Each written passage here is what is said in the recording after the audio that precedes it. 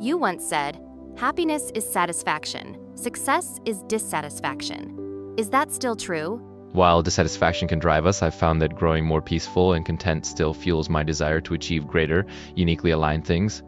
In fact, becoming happier can lead to greater success, even though what success means may evolve over time.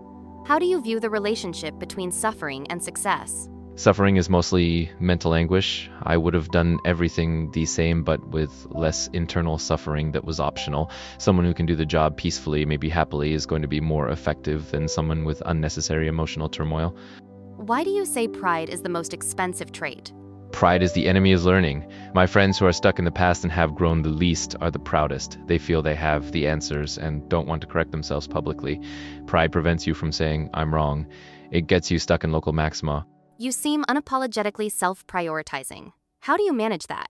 I've gotten utterly more ruthless. Don't do something you don't want to do. Life goes fast for 1,000 weeks. I'm keenly aware of how little time I have, so I'm not going to waste it. My wife knows not to schedule me for anything. If roped in, she says, he makes his own decisions, ask him.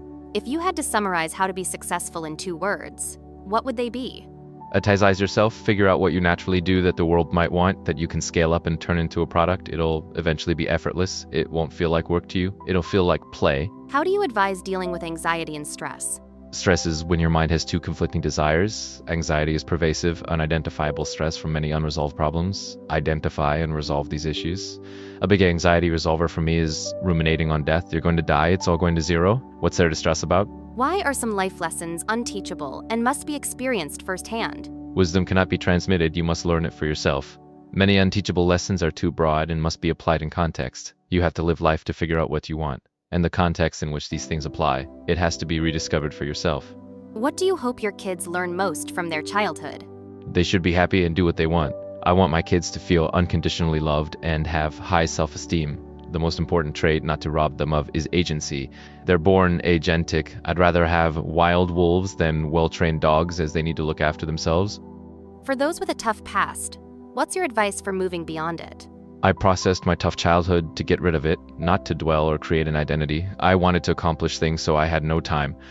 At some point, you must cut your past if it's bothering you. You'll get tired of untangling that knot and just drop it. Life is short. You've said attention, not time, is life's most fundamental resource. Can you elaborate?